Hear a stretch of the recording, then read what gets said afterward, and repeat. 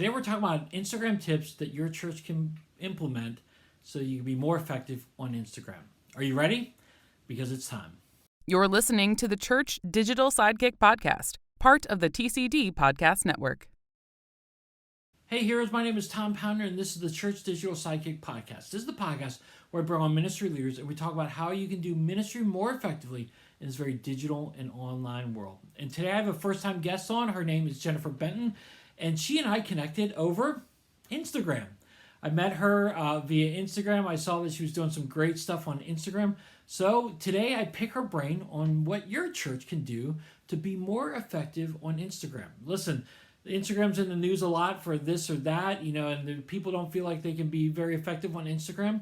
Well, Jen talks about how you can do it. We talk about stories, we talk about reels, we talk about carousel, we talk about different things that your church can do today so that you can be more effective and reach more people for Christ. So I'm really excited to have her on. So without any further ado, let's get into the interview right now with Jen Benton. All right, with me right now is Jennifer Benton. Jennifer, how are you? I'm good, Tom. Thank you for having me. Well, I'm really excited that you're on the podcast today. I've kind of been stalking you out on Instagram for quite some time and learning a lot from you. And so today we're going to talk about Instagram and how your church can utilize Instagram. But before we get into that, I do want to just give you an opportunity to introduce yourself. I know who you are, and we got to have a nice little chat before we hit record. But share with other people who you are and what you do. Alrighty, so I am I'm a lot of things. I am a mom. I am a church leader. I am the director of communications at Mount Hermon Baptist Church in West Philadelphia, Pennsylvania. I'm also a podcast host, a speaker, fourth generation woman in ministry, leading the charge for digital ministry. And social media manager, all that. That's awesome. What is your podcast about? My podcast is Blacklight Digital, and we are currently working on our second season. So it is about basically marketing, social media, tech, and we're really talking about things from perspective of multiracial, multicultural churches. Right. There's a gap that's there that doesn't really speak to how do we translate African-American experience or Latino experience online. So we try to make sure that we're talking about those issues and also giving information so that churches of color can participate on this great journey of digital ministry. That's awesome. That's really exciting. Okay, I'm going to have the links for her show in my show notes, so you can just click on that if you're interested. But that would be fascinating. And again, you're going to be sharing at Exponential later on this spring. What are you going to be sharing at Exponential about? So I am hosting a networking lunch where we are doing a creative communications masterclass. And so we're taking the guesswork out of the creativity part of communications. We're talking about Instagram, of course. I'm going to bring that to the table. We're also going to talk about how you can use branding and, really refine your messaging and speak to people where they are and help them learn about your mission as well as the gospel. That's awesome. So if you're listening to this and you're going to be at Exponential, you'll definitely want to check out her networking lunch. You said it's on Tuesday the 8th. Is that what? Wednesday the 8th from 12:30 till 2. Great. So we'll have a link to Exponential as well, and you can check her out because she's one of the speakers there. So that's great. Okay, so Jen, let's get into Instagram. As I was telling you before, I am not an Instagram guy. I'm a Twitter guy. I love Twitter. It's great. But Instagram, I'm on it, but I don't know much about it. In our church, we're on it. We do some reels, and because we heard reels is really good, but I don't think we fully know what we're doing in my church, and I'm kind of helping out with that. So I have you on selfishly to help me, but I also want you to help other people as well. So first, let's get into it. Like, why do you like Instagram so much? Well, my journey with Instagram, I'll just go into a little bit of how I got started. My account is as old as dirt on Instagram.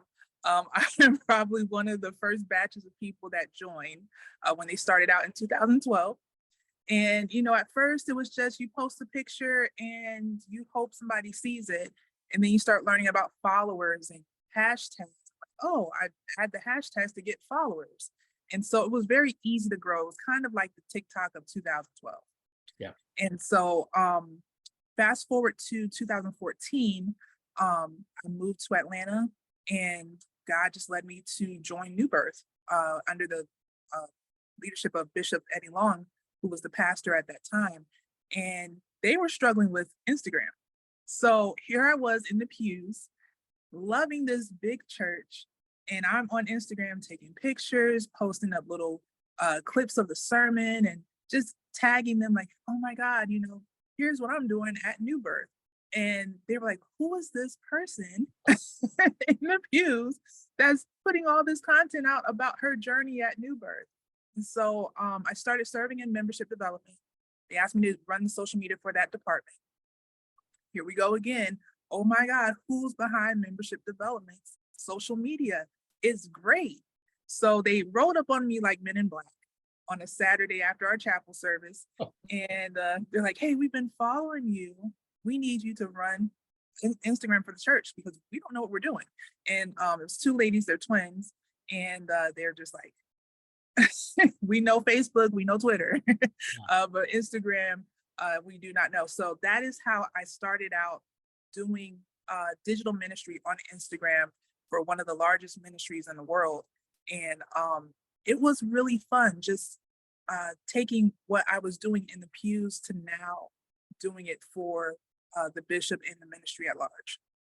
That is awesome. And so, again, as a minister myself, what I'm hearing you say is that we, as church people, as church staffers, we need to be looking at our congregation and seeing who's on Instagram or on social media. If we're looking for someone to run it, there could be someone in your church who knows, who loves and is passionate about this, that you just need to ask and invite them to be a part of it.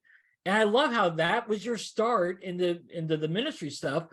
But you were just loving Instagram as it was, and then they just utilized that, and now you're who you are today. That is fascinating. Yes, indeed. And you're absolutely right. I encourage pastors, especially those that I have smaller churches, to, save money. You don't have to hire a social media manager to run your Instagram. Use one of the young people. That goes for TikTok, Snapchat, whatever you want to be on. Tap into your youth, tap into your millennials.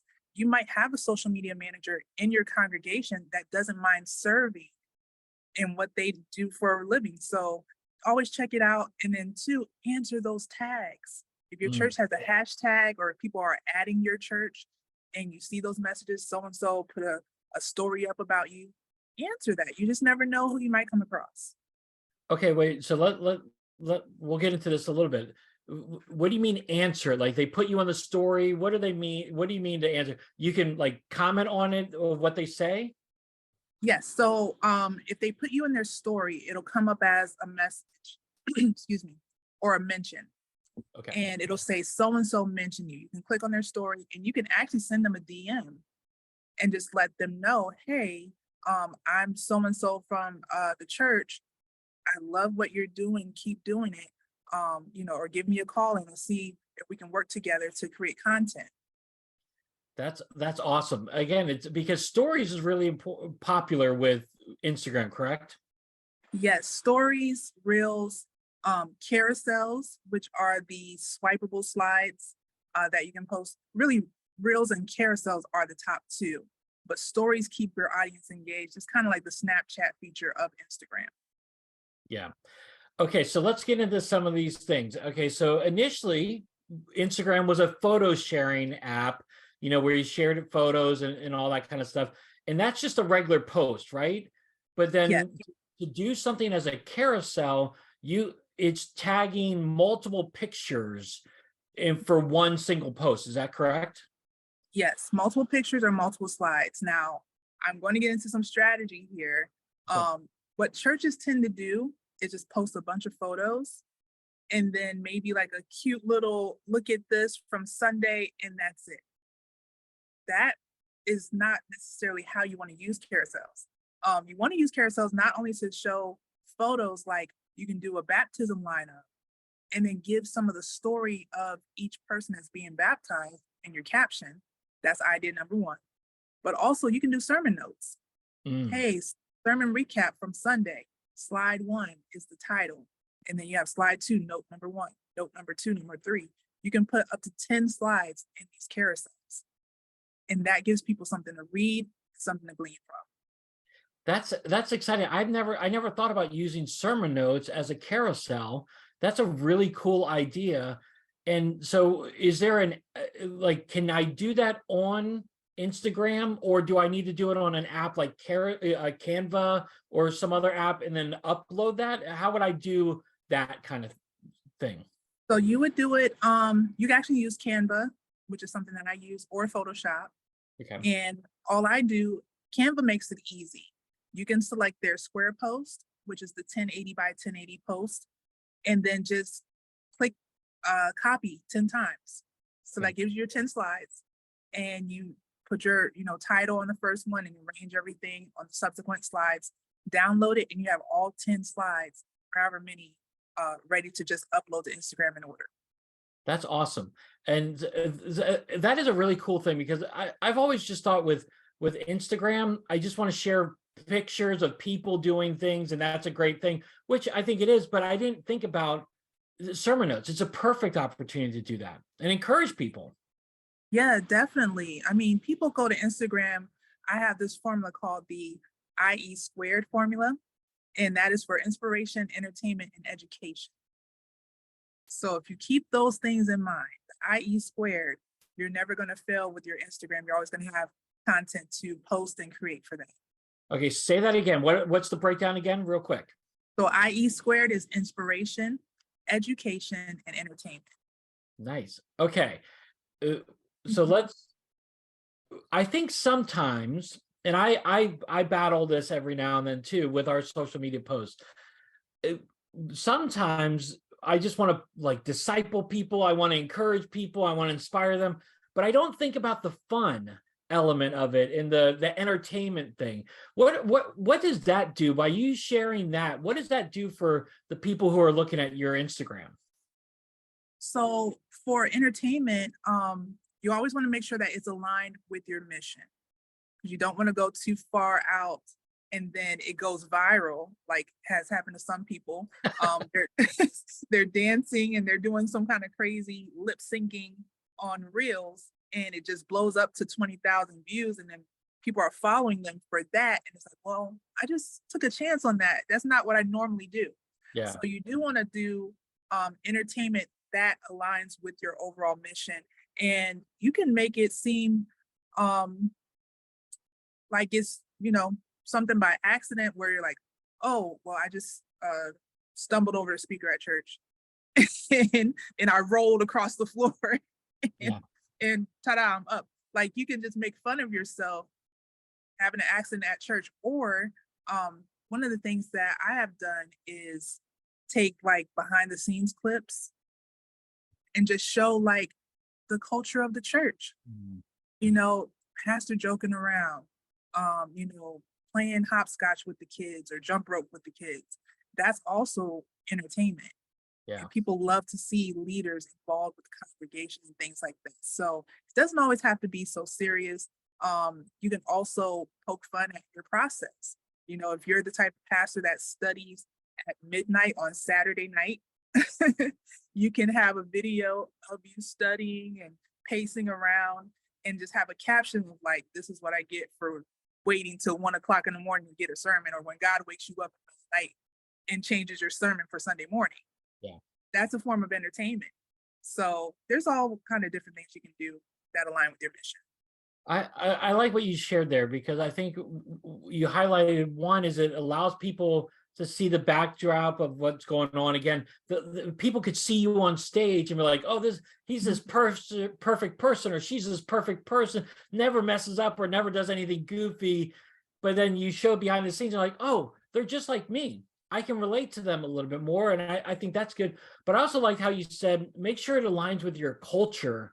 Again, you don't want to do something that is so like different from you. That's what I like to say with people on social media is don't be someone different on social media that you aren't in person, because then when they meet you in person, they'll be like, oh, that person's like a jerk, or that person's, this or that. Like, you want to make sure that your online persona is the same thing as your in-person persona. And same thing with social media. You don't want to do something that is just so far out of your culture that when someone comes to your church, they'll be like, oh, this was not what I was expecting. Right, exactly. And this is why I also encourage churches to utilize a photographer. If you have someone in your congregation that they have a hobby for taking photos and they take good ones, ask them if they don't mind serving. Because when you have stock photos that are of your congregation, which, side note, you do want to get a talent release, or let your congregation know with a disclaimer on the screens or on the walls, hey, we're taking photos during service. So once you walk into the sanctuary, you're subject to photos because it is a public space. Yeah. But it's good to have stock photos of your congregation in action, in worship.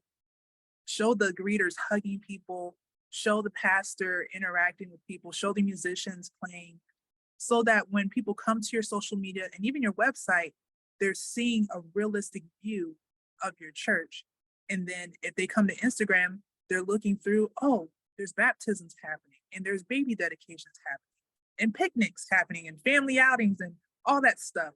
And so they're getting that glimpse inside of your culture, to where when they show up, they feel a sense of familiarity, and they don't feel so scared to, visit and become a part.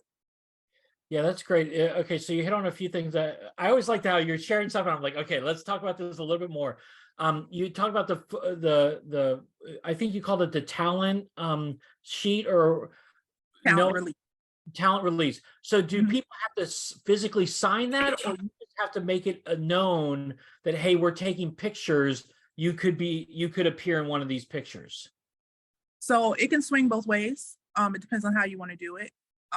If you want to do something with your website, I would say have them sign a talent release physically, and Okay. just, go to the member and say, hey, we have these photos. This is a great shot of you in worship. Do you mind if we use it on our website? Have them sign that, so that way there's no legal issues. But social media, what we've done at Mount Hermon is we have notices on the wall. So when you walk into the sanctuary, you're seeing right there on the door with a big camera and a smiley face, smile, you're on camera. And we let everybody know you're going to be videoed, and you might just be photographed. You might end up on our social media. And that gives us that leeway to do that. So then that way people can't say, well, I didn't know. Yeah. And, you know, D- only people say take it down, but not many. That's really cool. Because I know it's a debate with churches. Like, what do we do? Do we have them sign a waiver? Is there anything around it? So thanks for clarifying that. But that actually, I like your idea about the sign as they enter the sanctuary, because it's right there front. Everyone sees it and they know, hey, I could possibly be on. So that's a great idea. I'm going to probably take that and share that with my church. Because that's something we debate all the time. Okay. And the second thing that you said was about the camera. If you know people who are cameras, I always tell people that they can just do it in simple, like with their phone or whatnot. Are you is there benefit to have people having their own cameras, like a nice camera, and using that for the church? There is. With the iPhone, it's gonna shutter only so much. So you're gonna get a lot of blurs with it. Whereas if you have a high powered camera that has a faster shutter and faster, I'm talking photography stuff here. But your f-stop is, working a certain way. You can set the settings to photography or sports mode. Okay. Because really, well, it depends on what type of church you go to. I'm Pentecostal, born and raised Church of God in Christ, and I'm in Baptist church now. So we still have Pentecostal flair even in the Baptist church. So, people run, they jump, and so we have to go sports mode. Because Sunday is definitely an aerobics course happening in the sanctuary. Yeah. But it allows that faster shutter, allows you to get those crisp photos where you're capturing people in action and there's no blur to it. That's good. That's great. That's a great distinction. Again, I'm very simple. I never learned how to take pictures with a real camera, but there are people in your church that have one and that you could really utilize them. And again, they will probably get really excited about using their camera for God's purposes. So I think that's really cool. Okay, let's talk about two other things. Stories and reels, whichever one you want to talk about first, but let's talk about the value of doing those for Instagram for your church. Okay, so let's hit on stories. Okay. One of the things that churches don't utilize, and it is actually something that secular brains are starting to move into, is called user-generated content. I like to call it congregation-generated content for churches. And this is where you utilize your congregation to create content based on how they're experiencing church. Okay. So they're in the pews, they're hearing the sermon. You might have said something that really hit them.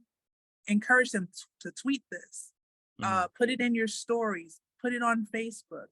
Now they're creating content that alleviates your team from having to do that. Your team can just see it, say, hey, tag us, we'll see it, and then share it As a story? as a story, as a tweet, Cool. all that. That's awesome. Okay, so you're actively encouraging people at church to take out their phone and take camera pictures and tweet out something, or that's awesome. That's very cool. Yeah, because a lot of times, people take notes and they love what the pastor says. He might have said something that's trendy or, just really hit them in the heart and they write that quote down. I always encourage our congregation, really, I encourage them through our bishop or our assistant pastor by coaching them to say, hey, stop, tweet this, or hey, pull out your phone and write this down and post it on your Instagram. And then they say what they're going to say.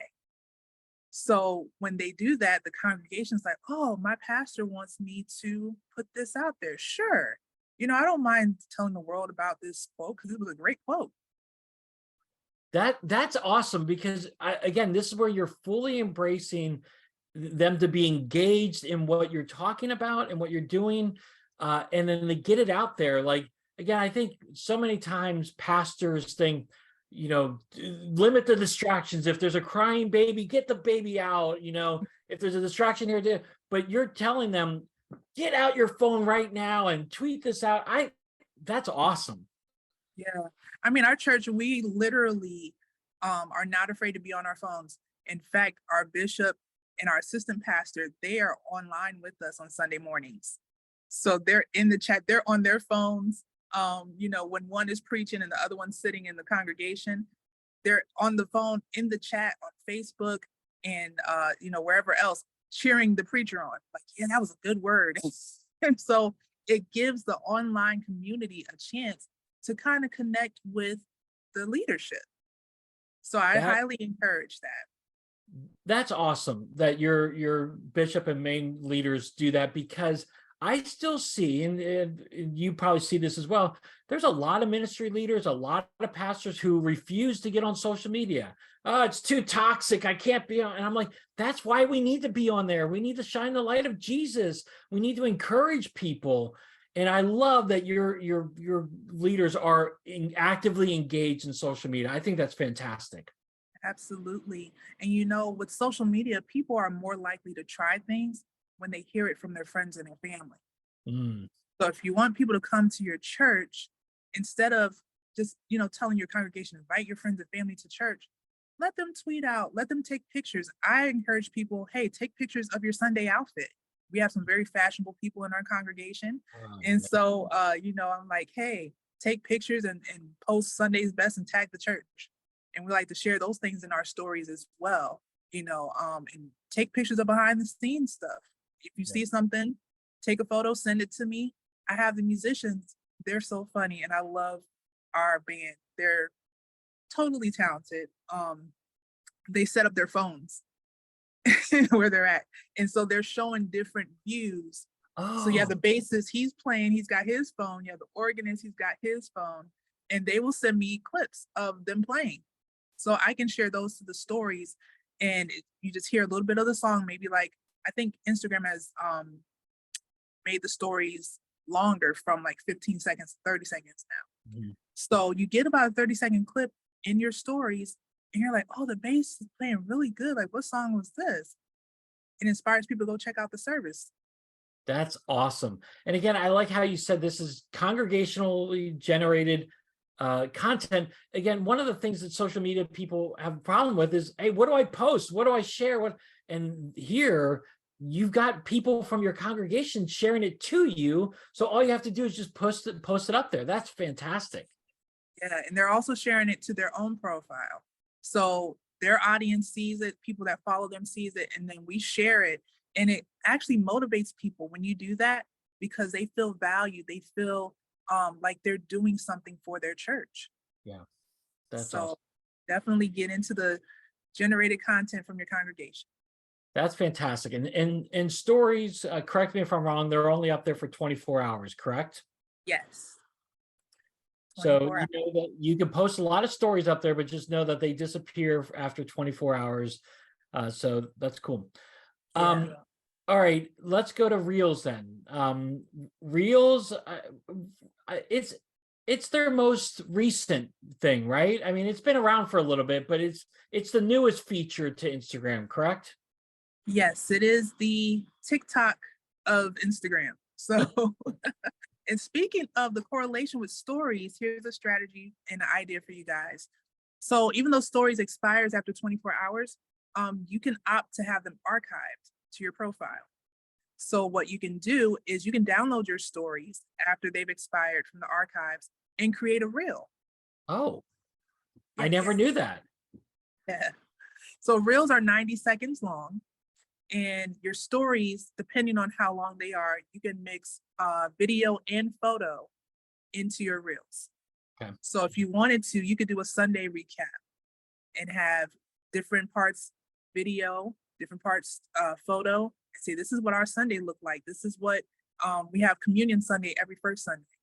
So I like to try to highlight different parts of the communion service and put them into a short reel with maybe an audio of Bishop preaching playing underneath it. That's awesome. Okay, so what do you like about Reels and what's the benefit of that for a church? So Reels is all about reach. So Okay. since it's their one thing about Instagram, when they have a new feature, they tend to put a lot of reach and visibility behind it. So if you use it, you're going to see more new people with that feature. And with Reels, churches can use it to do sermon clips. Um, I've cut up, a 6-minute clip into 90 seconds. Don't ask me how I did it. But I just went to the best parts and I just pieced together parts and it worked out, thank God. But those are the ways that you can highlight the sermon from Sunday. You can also highlight a teaching from Wednesday. One of the preachers that I love is Mike Todd. And I actually have some friends that are part of his creative team at Transformation. And I bit off of a little bit of what they do. So, he's teaching and they get that one good point. They always go for that real rich part of the sermon. And then they have the 90 seconds of it and then it's done. Then you're like, oh my God, that was so good. I want to go watch the whole sermon. Yeah. So you can do it as a teaser. You can use it as a recap. Another way to use it, which I have been encouraging and coaching various pastors, is to do more personal reels where it's just them sitting in front of their phone and they're offering an encouragement or they're praying for people, praying for health, praying for finances, or they're offering a scripture of the day, a meditation for the day. That's awesome. And I will say our church for the past 8 months or so, we've done these devotionals per day and we keep them between 60 seconds and 90 seconds. And that's gone really well. And because I think there's at least a preconceived notion that everything that we had to do as a church video wise had to be really polished, really clean. It had to be perfect sound, everything, lighting, everything. And what I think the pandemic showed us was that, and this is my opinion, tell me what you think, but is that people just love, like, people just sitting there talking and being real on their phones. They're on their beds making things, and they're going viral just sharing about real life stuff. Has that been your experience too? Absolutely. The statistics show that raw videos outrank polished professional videos by far. One of my favorite accounts is Rev Chris on Instagram, and he's actually from London. Oh And wow. yeah, he takes his phone on a walk with him every day, and he does a sermon in a minute. Wow. Yeah. So you're going for a walk, you're seeing the neighborhood behind him, and he's moving, and he's telling you about the prodigal son. He's telling you about Jesus feeds the 5,000 and how it relates to today's time in a 60-second reel. And he has blown up from Wow. doing that. There's some other ones. There's Lit for Prayer, who's also on Instagram. All he does is pray every Mhm. day, about 2 or 3 times. He'll post a prayer video, or he'll have a confession video that he puts up. And then there's my client. His name is Caleb Rowe, and he's from Louisiana. And we have been doing confession videos as well, faith confessions, confessions over your mind, your health. And those videos have taken a lot of they've just taken on a new life. And then he got married in the midst of us working together. And his wife is, pastor's kid. He's also a pastor's kid. So they're kind of building their ministry online. And I told him, I said, you know what? It would be great if you guys did some prayers together. Mhm. Their video of them praying for other newlyweds took off. They got 15,000 views on that video. Wow. Wow. Just a simple prayer for newlyweds. Yeah. So, there's definitely a lot that you can do with reels. Okay, I'm going to ask you to send me after this just some different people to follow to give us encouragement and inspiration, and I'll include that in the show notes for everybody listening so that they can be encouraged by that. Because again, I think when people think about making these reels or doing these things, that they have to be polished and they have to be perfect, and the reality is they don't. I mean, people want to see real people be doing real stuff, and they want to be encouraged. And I think that's what makes our faith, if we have an authentic faith, we're sharing the highs and the lows, because we know that following Jesus is not all peaches and cream. I mean, it's hard. Exactly. And I mean, even Tom, like when you were saying that part, about following Jesus has its high and lows, I'm sitting here like, that's a reel right there. That quick 10, 20 seconds could, literally touch people's hearts. And Mhm. so it's really as simple as that, just sitting here talking about the life that we have to live in and the things that we need to do in our Christian walk, because people want to know about God, Mhm. and they're looking and they're trying to figure out, what is fasting? Where do I start in the Bible? You have a lot of new Christians online that you could minister to just by telling them, okay, hey, you just got saved. Awesome. That's great. Here's the first thing you should read in the Bible. Here's the first book that I would recommend. You can Yeah, do stuff like that. that's awesome. That's really encouraging. um what how would you encourage someone to get started on Instagram? Like, would you say, is there, what would you encourage if they're listening to us and like, okay, I'm ready to go. I'm ready. I've been putting this off. I'm ready to kind of go and do this. How would you encourage them? I would encourage them to just start and tweak along the way. Okay. Don't worry about being perfect out the gate. You might look back a year from now and go, oh my God, I can't believe I put it out I've done that. there. I've done that. Yeah. But it's okay, because at least once you get started, then you know that you can have something to look back to. I also would encourage you to find 3 to 5 people that align with your personality on Instagram, and look at what they're doing and just kind of take notes. I have this little uh, method called copy the right cat, Okay. where so it's okay to be a copycat to a degree. You want to add your own flair to it, but you want to make sure you're copying the right cat, because the way Instagram works, they align your content with others. So, for instance, with Caleb, we looked at several people um, that were similar in tone, personality, and their message. And so I looked at what they were doing. I saw, okay, it's getting thousands of views on this type of content. And so I began to coach Caleb into doing, a certain type of content, even having his camera like right here, Yeah. or on the side. And what happened was Instagram started recommending his profile and his videos alongside this popular person. Oh, wow. That's how their algorithms work. So you watch the popular person's video, and then Instagram's like, oh, hey, you watched this video. You like him? Try this person over here. You might like him too, because he's similar. That is cool. Yes. Dang, I didn't even think about that, but that is very, very cool how that works out like that. So it's always good to align yourself with, the popular people, and then that's how you get your account to grow. That's awesome. Okay, this has been fantastic, and I could do a deep dive into a lot of the things you've shared. We're gonna have to hold out for another time because I definitely need to have you back on to talk about this stuff. But as we kind of wrap up, how would you encourage someone right now, just with Instagram? You talked about how to get started and whatnot, but how also any final thoughts on that? I would say, keep going, keep studying. There are so many different trends that are coming out with Instagram. So always keep your ear to what's happening. You can follow people like Nikki Saunders, who is great with telling what's happening with Instagram. You can also follow Social Media Examiner, which Mm, is a great resource yeah, for those types of things. And just try the new stuff.